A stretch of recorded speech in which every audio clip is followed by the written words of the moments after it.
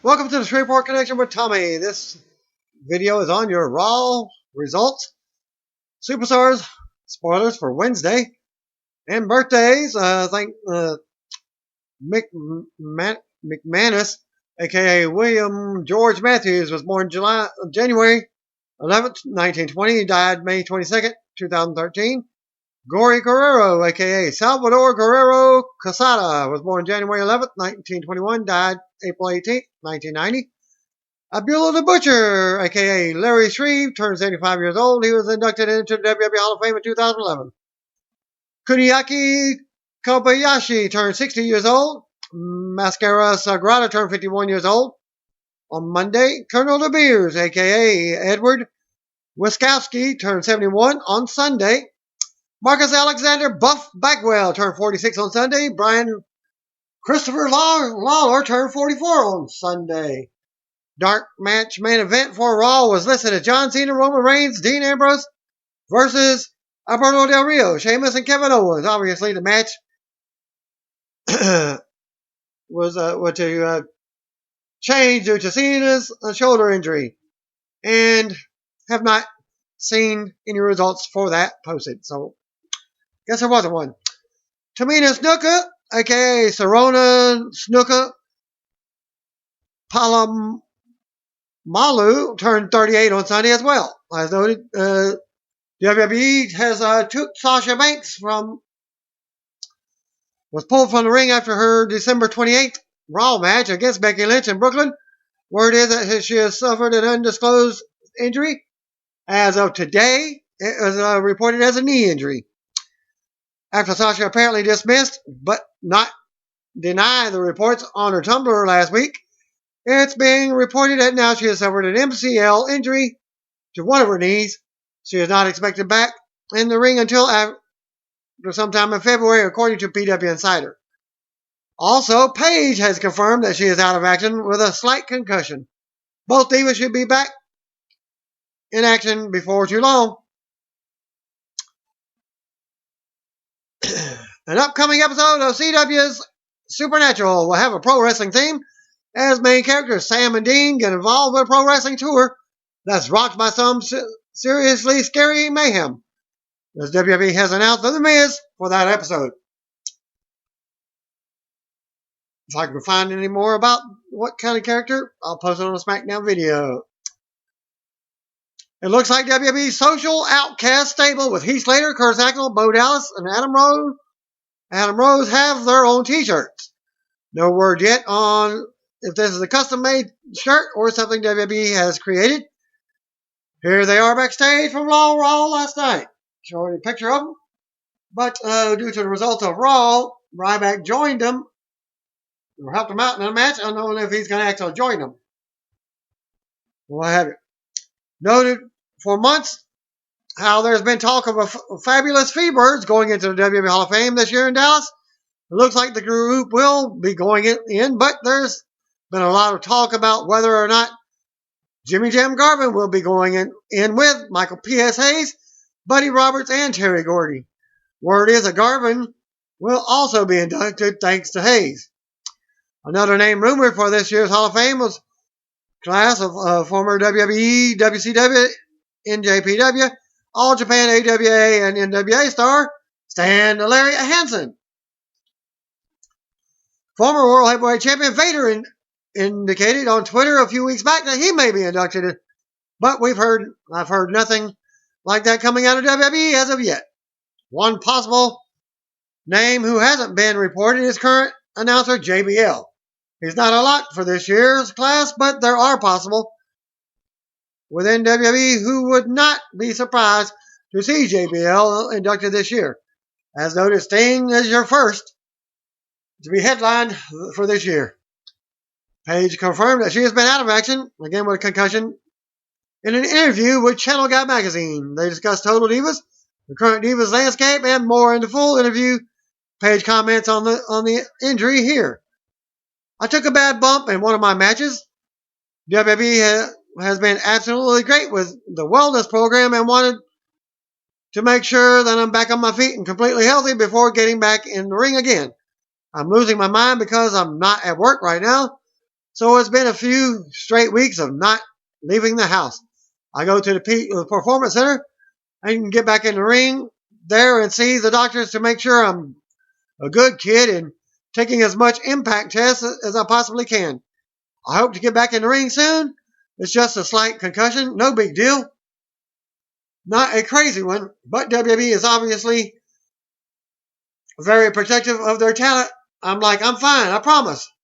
They're like, no, we have to make sure that you're 100%.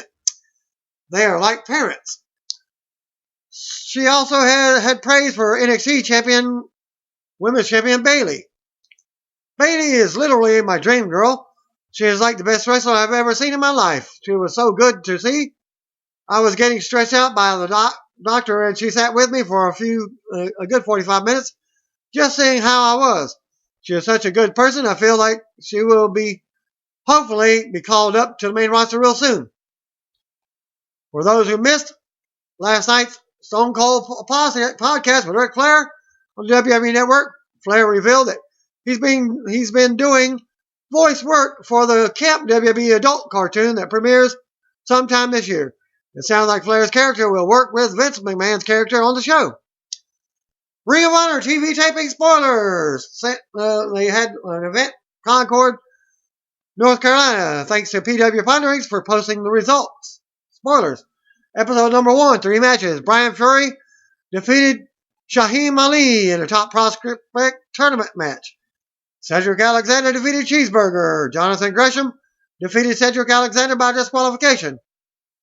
Nigel McGuinness, well, they had more matches. Nigel McGuinness announced at the Ring of Honor 14th anniversary pay-per-view main event as Jay Lethal versus Adam Cole versus Kyle O'Reilly for the Ring of Honor title. Jay Briscoe defeated Michael Elgin and Moose in a triple threat. Elgin announced the Briscoes versus Elgin and Hiroshi Tanahashi for the Ring of Honor 14th anniversary pay-per-view. Episode number 2, only 3 matches. Roderick Strong over Masada to retain the Ring of Honor TV title. Punisher Martinez defeated Colby Corino in a top prospect tournament match. Yep, Steve Corino's son. Kyle O'Reilly and Bobby Fish defeated Jay Lethal and Adam Cole. Episode 3, Alex Shelley defeated Frankie Kazarian with Chris Sabian in his corner. Dalton Castle with the boys defeated Joey Diego with Truth Martini. Third match, Action Ortiz defeated Leon St. Genovese in a top prospect tournament match. Stokely Hathaway called out IWGP champion Kazuchika Okada for a match with Moose at the 14th anniversary pay-per-view. Main event of this particular taping, Rhett Titus and Kenny King defeated War Machine by disqualification. Fourth episode taped, Leo Rush defeated Jason Kincaid in a top prospect tournament match. Caprice Coleman and Will Ferrero went over Silas Young and the Beer City Bruiser. Adam Page attacked BJ Whitmer and they had to be pulled apart. Mark Briscoe defeated Tim Hughes. ACH and Matt Seidel defeated the Young Bucks. And for your Superstars, since there was no match for the dark match before Superstar or Raw, the Dudleys defeated the Ascension. Jack Swagger defeated Tyler Breeze by submission. Raw pre-show, the broadcast team of Scott Stanford, David Otunga, Corey Graves, and Booker T checked in from the studio in Sanford, Connecticut. Highlight reel with Chris Jericho interviewing New Day was hyped for Raw. Brock Lesnar and Paul Heyman appearing was touted for Raw. After a lot of discussion and video packages, Alberto Del Rio versus Kalisto for the U.S. Championship was announced for Raw. And Raw from the USA Network aired from New Orleans, Louisiana at the Smoothie King Center. Video recapping the Roman Reigns versus Sheamus main event from last week. They had Vince McMahon as special referee. It included Vince's announcement that Roman Reigns would have to defend the World Heavyweight Championship against 29 men in the Rumble match. Michael Cole, JBL, and Byron Saxon were on commentary and noted that Raw debuted 23 years ago with The Undertaker in the main event. Large number of wrestlers stood on stage. Vince McMahon and Stephanie McMahon made their entrances and headed to the ring. Vince told viewers to take a look at the next World Heavyweight Champion. He explained that one of those men on stage will make history. Stephanie said it all starts with throwing Roman Reigns over the top rope. Vince and Stephanie teased that the winner could be Dolph Ziggler or Kevin Owens or New Day. They played around with the New Day and said, "That ain't booty." The Wyatt family video flashed, and when the lights came on, they were standing at ringside. Bray Wyatt stood on the broadcast table and recalled saying, "Anyone but Roman." Anyone but Roman. Vince agreed and said it could happen. It could be anyone, including Brock Lesnar. Roman Reigns' music played, and he come through the crowd as normal. Joined Vince and Stephanie in the ring. Vince acted intimidated by the thought of Reigns attacking him again. Reigns said he wasn't going to attack him. However, he had a question for him.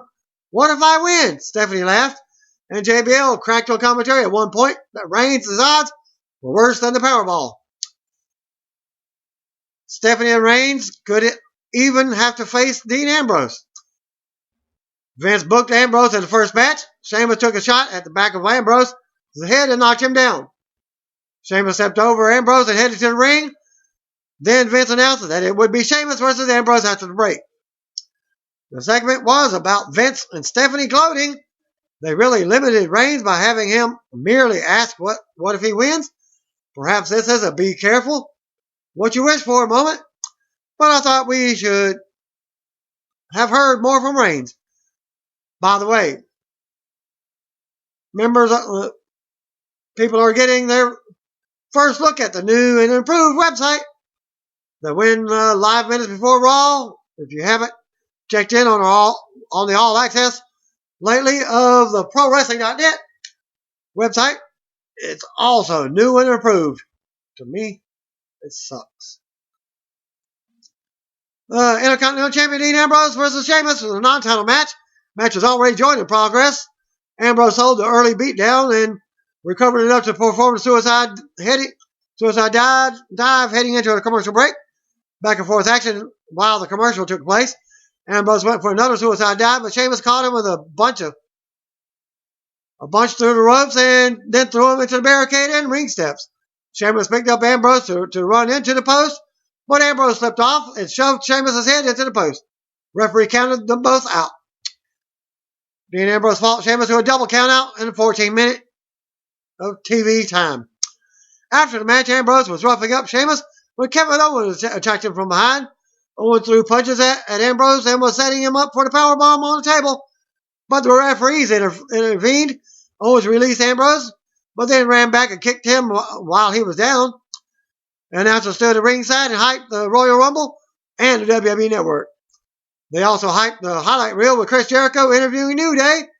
They also hyped Roman Reigns in a one versus all match for the McMahon family set up earlier.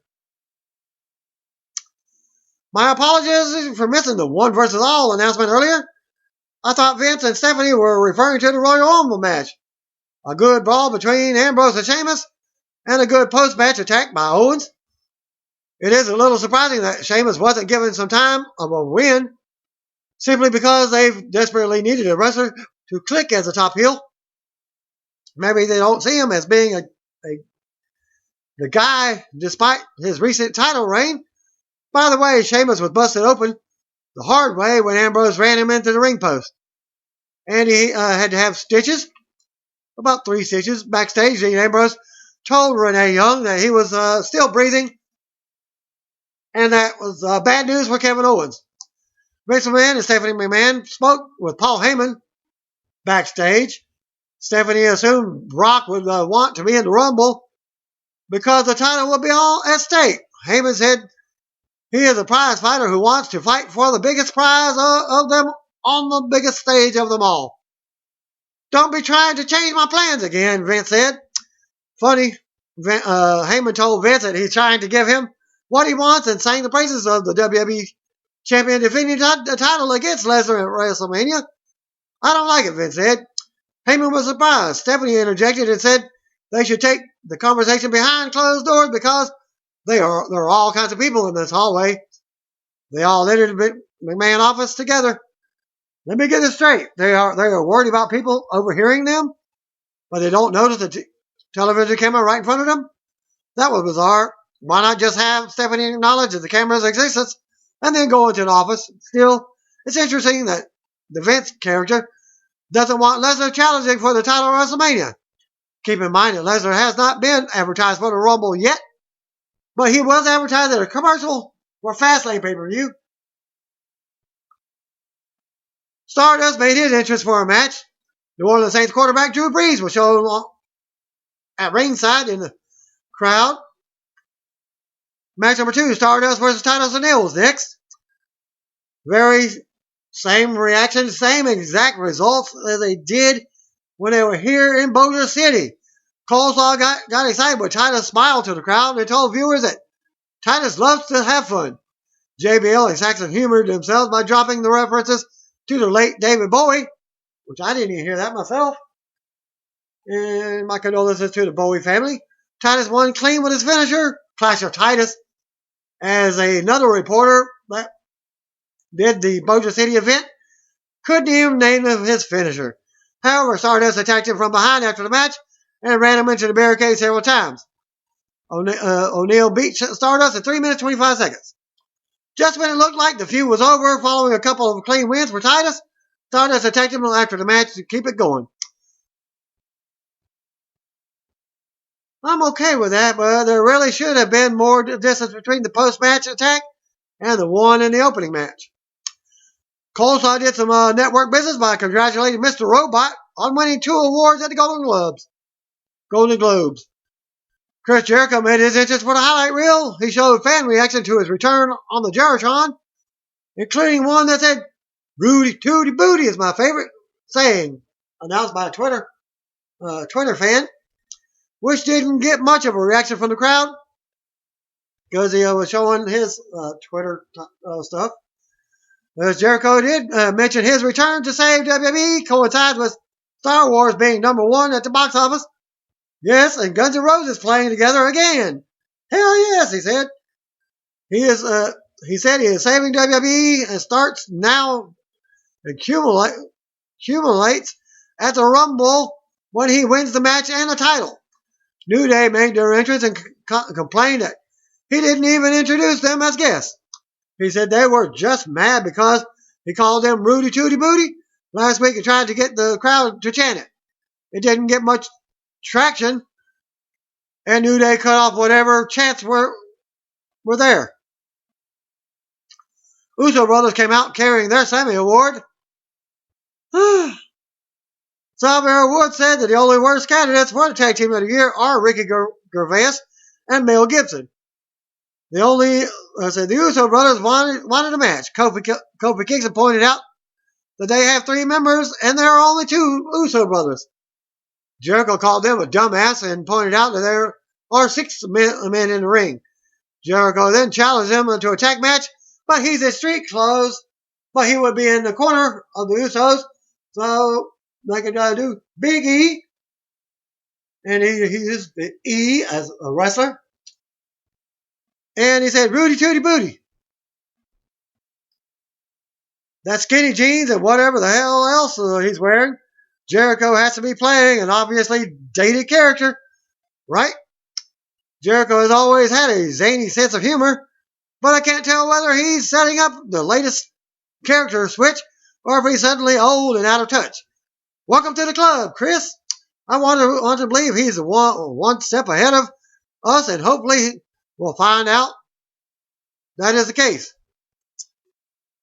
There was also something he said about something about being at the back of the bus, which many fans took to Twitter and were commenting on that as a racist. Well, it wasn't. As you will see in the SmackDown video, I'll give you more details. Kofi Kingston and Big E with Xavier in the corner versus the Usos with Chris Jericho in a non-title match. Coleslaw referred to it as tag team action, so it appears it's just not a non-title match. New Day member took control of the match. Woods played his trombone to gloat, but he grew timid as he approached Jericho and ran away from him. Up the rampway, New Day was in control and Woods was back in his corner playing the trombone. Jimmy Uso nearly made the tag, but Big E pulled Jey Uso off the ring apron. Cool spot. Jey Uso eventually took the hot tag and worked over both opponents. Later, Woods' interference prevented the Uso brothers from performing a top rope splash. Jericho took the trombone and broke it over his knee. Woods was horrified, crying, "Oh, my trombone!" Meanwhile, one of the Uso brothers rolled up a distracted Kingston opinion. The Usos do it. Usos pinned the tag team champions. Cole explained. Uso brothers defeated Big E and Kofi in a non-title match. So that gives them a title match later on. Broadcast team then hyped the 1 versus all match involving Reigns facing apparently everyone on the roster, which was not the case. Which I knew that wasn't going to happen. Cole discussed the John Cena injury news and said he would not compete in the Rumble match. Cole then said that Cena had a serious tear in his rotator cuff, but he had surgery and was doing rehab the next day. John Cena will be out a number of months, as Coleslaw said. Coleslaw then hyped the U.S. title match for after the break. They still aren't saying that John Cena is out of WrestleMania, but the number of months clarification regarding his injury is probably the closest we've had to clarification, as the event is no less than 3 months away. Meanwhile, I like the Coleslaw put over the Uso brothers beating the tag team champions in a big way. It's such an obvious thing to do that I feel silly praising them for making a fuss over the tag team champions losing a non-title match. But it's one of the many things that the weird Vince McMahon and Kevin Dunn's broadcasting approach has neglected at times over the years. The WWE Heroes commercial aired. A real facts graphic noted that Dolph Ziggler has a successful improv and stand-up comedy career outside the ring. What's your definition of successful? Backstage, Heyman told Stephanie to tell her father the error of his ways. He said that he's once again right, and he hyped the big box office idea of Lesnar challenging for the title of WrestleMania. Stephanie said Lesnar entering the Rumble match is the biggest opportunity Heyman's client has. Heyman said he understands that the position that Stephanie is in with her husband and father. Go tell them that Brock says no, Heyman said. Stephanie told Heyman to tell the man whose contract Vince McMahon owns that he will compete in the Rumble match. Stephanie told Heyman not to get so close to her ever again. Heyman backed down and said he would go talk to his client. In case you missed the message, Stephanie McMahon and the rest of the family have bigger dicks than Paul Heyman has. JBL stood in the ring with his creepy grin and set up the Hall of Fame video package for Steen. After the video, they read some reaction to Steen entering the Hall of Fame and then hyped that the tickets go on sale this Friday. Wyatt family made their entrance. Coleslaw hyped the Dudleys versus Wyatt family in a tables match. He said it was the first time in 4 years that a table match would take place on SmackDown. Bray Wyatt was to speak in the ring when he was interrupted by the social outcasts' new music. Heath Slater, Adam Rose, Curtis Axel, and Bo Dallas headed to the stage wearing their social outcast t-shirts and cut a promo as they headed to the ring. Axel said they are 4 links, 1 chain. Bo said that they are like the 4 Musketeers. Which that got hesitant for the crowd, from the guys themselves. Well, Slater said what he means is they were there for a fight. Bray Wyatt, Luke Harper, Eric Rowan, and Braun Strowman versus Heath, Adam, Curtis, and Bo. As Strowman destroyed Axel, Wyatt checked in and then yelled something about New Orleans being my own city to his own brother, basically, because Bo Dallas is his Bray Wyatt's brother, as they're both Rotundus kids, IRS kids. Ryback's entrance music hit, and he hit the ring only to be outnumbered by the Wyatt family. However, Social Outcast helped Ryback clear the ring, and they all stood tall, standing alone in the ring. Bray Wyatt, Luke Harper, and Eric Rowan. Braun Strowman fought Heath Slater and Adam Rose and Curtis Axel to appear no contest. Wait, social outcasts are baby faces? Bo was back in cornball mode after last week and Rose never left it. I wanted to like this as something different for the undercard wrestlers, but this was real weak for that matter. So it's not announcing the Wyatt family as the winners by disqualification. Footage aired for the SmackDown of Kalisto pinning Alberto Del Rio from last week's SmackDown non-title match. Backstage, Renee Young interviewed Kalisto, who said the U.S. title represents opportunity to him. He said John Cena gave everyone a chance. He said Eddie Guerrero held his own and fought with pride. Kalisto said Del Rio runs from a fight and isn't a true champion. Tonight I'm going to give it my all, Kalisto said. It's good to see Kalisto get some mic time. But I didn't come away feeling anything for his character. He tried to relate to viewers in such a generic way. He didn't really say anything to rally the fans behind him. Alberto makes his entrance to the ring. JBL credited Del Rio with sending John Cena on vacation. Once in the ring, Del Rio boasted that Cena won't be in the Rumble match. Del Rio also said that Cena isn't going to WrestleMania because I broke him. Del Rio said he's going to break Kalisto, whom he said he reminds him of a mosquito. Del Rio said he squashes mosquitoes. He wrote that. Who wrote the crappy promo? It's nice to see them give someone credit for putting Cena on the shelf. Well, that didn't elicit any reaction from the crowd. And don't even get me started on the mosquito line. Alberto Del Rio versus Kalisto for the U.S. Championship. Lillian Garcia delivered in-ring introductions for the title match. Del Rio was the aggressor to start. JBL said it's not about winning the match for Del Rio. It's about proving that his loss on SmackDown was a fluke. Kalisto had some huge spots, but Del Rio had him down heading into a commercial break. Del Rio dodged a top rope move from Kalisto coming out of a break and covered him for a 2 count. By the way, halftime of the college football game national championship game occurred during this match. Colton said Thursday was a record-setting night for SmackDown, and a lot of people saw Del Rio lose. What records? Del Rio went for the super kick, but Kalisto dodged it and caught Del Rio with a rolling kick and covered him for a 2 count. Kalisto then went for the top rope slowly, but Del Rio recovered and cut him off. Del Rio performed a reverse superplex, which Del Rio avoided Kalisto's finisher and then tied him up in the ropes for a tree of woe.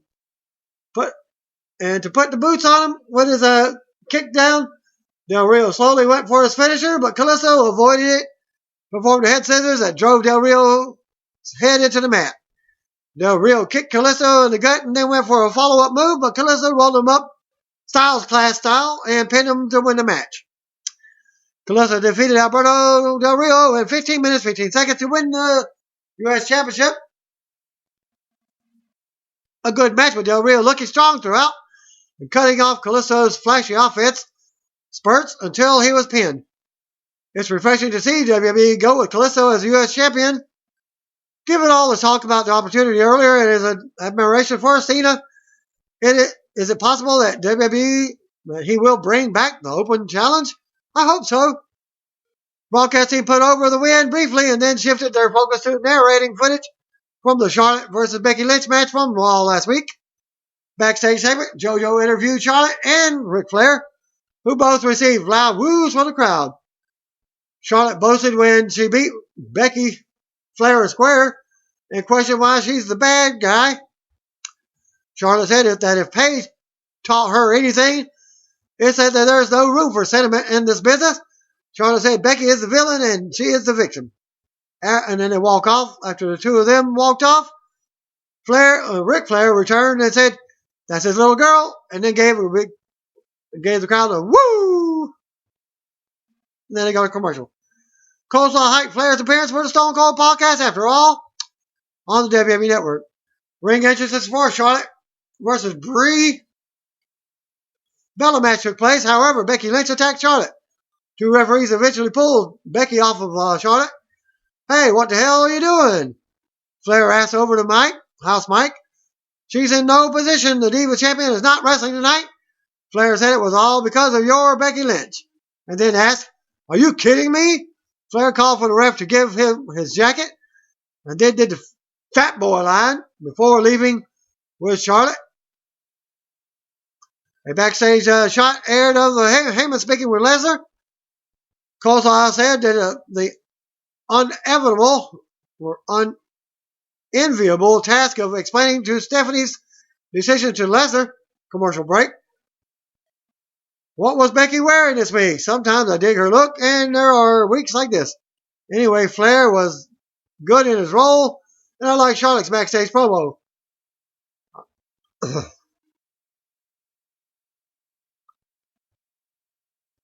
Backstage, a fired up Becky Lynch told JoJo that Charlotte promised herself she would never use her Hall of Fame father for protection. Becky said she is all alone and her emotions are exactly what they should be. She said that she is the woman who made the champion tap out, and you can be certain that that's what she's going to do it again. A very good promo from Becky. She looked genuinely emotional, and her words were believable. That's the best mic work we've seen and heard from her on the main roster, and it's not even close. Also, like JoJo reacted as if she was taken back by Lynch's passion. Unfortunately, they cut to Coleslaw, who was as laid back as blah as ever. At least Byron was there to praise Lynch. Broadcast team then shifted to the Divas, from the Divas to setting up a recap of Stephanie showing Paul Heyman how big her dick was. Roman Reigns made his entrance to the crowd. Coleslaw said the one versus all match was up next. Broadcast team hyped the Dudleys versus Wyatt in a tables match, and Dean Ambrose versus Neville. Dean Ambrose and Neville versus Sheamus and Kevin Owens. And Calista versus Alberto Del Rio for automatic rematch clause for the U.S. Championship for Thursday SmackDown TV show. I'm looking for the spoiler. I'm predicting it. Del Rio wins it back. Vince McMahon's music played. Vince and Stephanie walked to the stage, on the stage, and then motioned to the back as the Ascension, New Day, Wyatt family, Stardust, Alberto Del Rio, Sheamus, Kevin Owens joined them. They all headed to ringside, which I was thinking, well, it started out like a lumberjack match. As they all headed to ringside, his Coleslaw questioned how the match would work. Vince said this was the first ever McMahon version of one versus all. Stephanie said Reigns would face each wrestler until he could no longer move. Vince said that they would start with Owens. Roman Reigns versus Kevin versus one in a one versus all match. Not much into this match anyway. Stephanie and Vince sat next to the broadcast team at ringside while the rest of the heels stood at ringside as Reigns started with Owens. Just like Lumberjacks, as Reigns was distracted by Sheamus on the floor, allowing Owens to catch him with a kick that knocked him to the floor. Owens remained in control while the heels cheered him on from ringside, and the McMahon family smiled. Reigns avoided the running senton. As it goes past the 10 o'clock hour, Reigns puts Owens down with a clothesline and then jawed at Vince and Stephanie. Reigns put Owens down again and smiled at the McMahon family. He set up for his finisher. Ascension got on the apron. Reigns knocked him off with a Superman punch. Both at 1-2. Reigns took out Stardust and then Tyler Breeze. Taking Breeze down with a spear. Vince stood up from his chair, and he and Stephanie motioned for all the heels to attack Reigns. New Day, Del Rio, and Sheamus attacked Reigns. Then Owens recovered and joined them. The fans chanted, "We want Brock."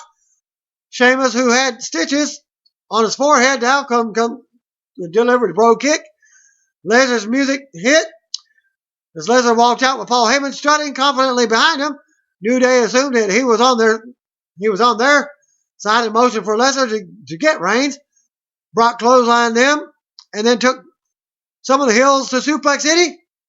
Sheamus then attacked Lesnar from behind and threw several shots at him. very similar to what they were doing from the Houston event on Friday, but Lesnar caught him with a punch and then a clothesline. Lesnar suplexed Del Rio and then Sheamus. The crowd cheered for Lesnar, as Lesnar stood tall. Vince and Stephanie were shown watching from ringside. Lesnar pulled Reigns to the middle of the ring and then smiled. Lesnar picked up Reigns and put him down with F5. Lesnar looked into the camera and glared. Coleslaw and Lesnar was making it clear that Lesnar is entering the Royal Rumble match and is looking to win the title. Back in the ring, Reigns recovers enough to look at Lesnar and smiled back to him while laying on the mat. And nodded and just smiled back at him. And that closed the show. A good angle to close the show, and thank goodness, because the match was painful. Reigns versus Owens would have been fine, but the idea that it was Reigns versus all was heel authority, figure garbage. Still, the closing angle with Lesnar destroying everyone and then F5ing Reigns was very good.